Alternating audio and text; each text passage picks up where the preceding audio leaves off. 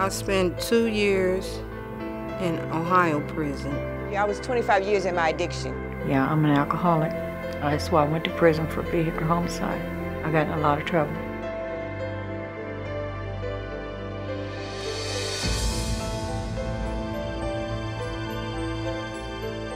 I've been in halfway houses before. I did halfway programs and drug programs and all of that. I've never gave God the chances that He's gave me. I love them the way they are, and if they want to be here, I want them to be part of the Bible study at the prison. There's this little lady named Pastor Jane. She started Bible study there. She came across the compound with 500 women with a little skirt and a briefcase, and everybody was like, wow, who is this crazy woman? And I went to Rachel's house on Tuesdays, and with Pastor Jan. I started back to school when I was 39 years old. I had received a call from God to full-time ministry. When I graduated from Mount Vernon, I didn't have a job, didn't have any place to serve in ministry, didn't know what I was going to do. And that's when I heard about Lower Lights Ministry. Lower Lights primarily serves in the Franklinton neighborhood, which is commonly referred to as the bottoms. It's the bottoms because this is basically the bottom of the barrel in Columbus. Unemployment is high, substance abuse is rampant, children drop out of school at early ages, and there's a reality of the kingdom of darkness down here. But there's also a reality to the lower lights burning, that the light of Christ is here in the bottoms, and that it does shine, and that it does penetrate the darkness. Lower Lights really become founded out of a children's ministry program, and from that it expanded into a ministry to mothers, inner city mothers, and substance abuse, domestic violence. We also have Rachel's House, which is our women's ministry where we help women transition from prison back into regular life. And the success of the program was that there was going to be a Bible study, and then there was the mentoring component where Jan would come in on a weekly basis and work with the women, problems they had in prison, all kinds of various issues that the women had, and really had a bond. So you're saying maybe that I should just let God take control? I'm saying God found you when you were homeless. Okay, and yet you're saying I can't allow my son to be homeless. I can't let that happen. But if I knew I went through that for 10 years. Yeah, I know. 10 years. Yeah. And that's horrible. And God will, He'll give you clear direction, okay? He will give you clear direction.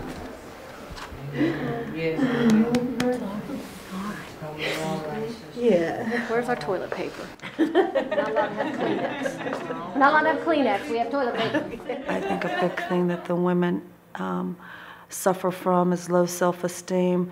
So their Bible study gave them some real sense of being loved and important. Worried for my husband, worried for my family, my mother. The baby's doing great, strong and healthy. Just everything's being taken care of. Have you been worried less? Yeah, I found out today it's a boy. One of my friends came and told me that there was a Bible study on the compound called Rachel's House. And she said they offer faith-based housing. And this is a volunteer housing. You come on your own. You have to pray about it before you come. And if you're in God's will and He wants you here, I figured that they know. I prayed and prayed and prayed for a place to go because I didn't have anywhere to go. And one day I went to the chaplain, and David Gay called the chaplain's office and said, we're getting ready to get the Rachel's House up and started. And I was like, thank you, God. And he answered my prayers, and David Gay and Pastor Jane came and seen me. And they told me, you got a place to come. So the Rachel House offered the opportunity of me living in a home for 6 months or more if necessary, so that I could just talk about and be with Him and live my life in a way that would be pleasing to Him, and that made me real happy. The women from Rachel's House usually attend the first Sunday they move into the housing program. From the very first Sunday they are received, they are introduced into the church. We will have a small reception for them. When you go to Bellows Church, you don't feel out of place. You feel like you belong. Everybody is accepted for who they are, what they are, and where they are. It don't matter there. You wear what you feel. You just come to church. And anyway, God said, come as you are. I've learned that. He said, come as you are. If you worried about what you got on, you already done lost the picture. Bellis Avenue is different in that its primary focus is the spiritual welfare of people, but also their physical needs, their mental needs as well. If you don't have somebody who cares about you like these people do and loves you, it's hard to make it. I've been back and forth many times. So we haven't had anyone return to prison since their participation with the Rachel House.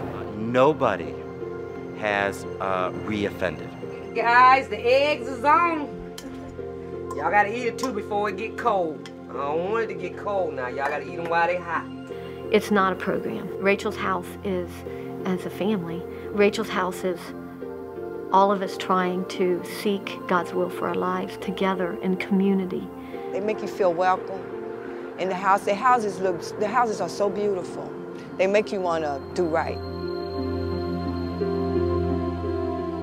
The response of the whole church, district-wide and even beyond, has been incredible. And people came and they decorated and we laughed together, painted and hauled in stuff. And the Rachel's House that you see today is a result of that love. This is the second Rachel's House. The plaque on the front of the door says, "The house that love built." This room was done by a group from the Grove City Church of the Nazarene. The McConnellsville Church of the Nazarene did this room for our resident director, Kathleen. One of the favorite rooms in the house, certainly one the women love the best, is the bathroom here at Rachel's House too. This was done by the Waterford Church of the Nazarene. And we've got this bed all set up for a resident who's coming very shortly. Within a week, she'll be here. Already the girls have started putting gifts on her bed so that when she gets here, she'll feel welcome. My mom thinks it's great. She says the best thing ever happened to me, and this is the best I've ever done. I just got my grades back. I made the dean's list, 4.0. That was a blessing. I graduated. I don't know about with honors, but. We started this program with 23 business school students, and of those 23, we have 11 that are graduating. So. Next is Lavetta Farrar, and Lavetta's business is Lavetta's Lovely Homes, which she will be a real estate investor, and she will be going back to St. Louis to run her business. Next graduate is Lavetta Farrar again, and now we have a special commendation to Lavetta Farrar. And the reason for this special one is that Lavetta is the only person, the only graduate that actually completed our business planning class, our computer class, and we also run a personal financial management program over on the west side, and she also completed that. So 3 classes simultaneously.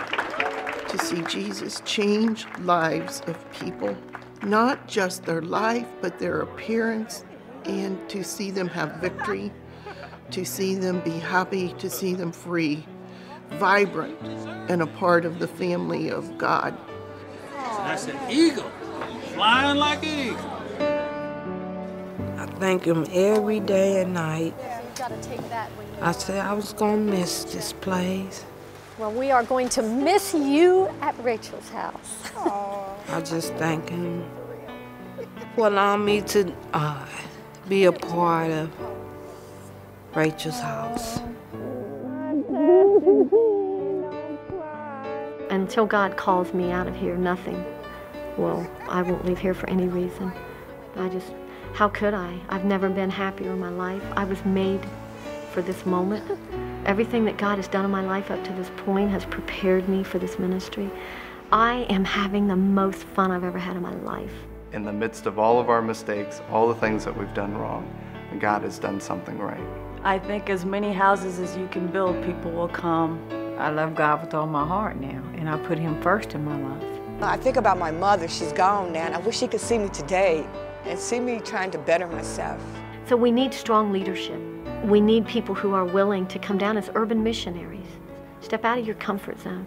Come and walk among the people. Come and walk among the poor. Be walking with Him.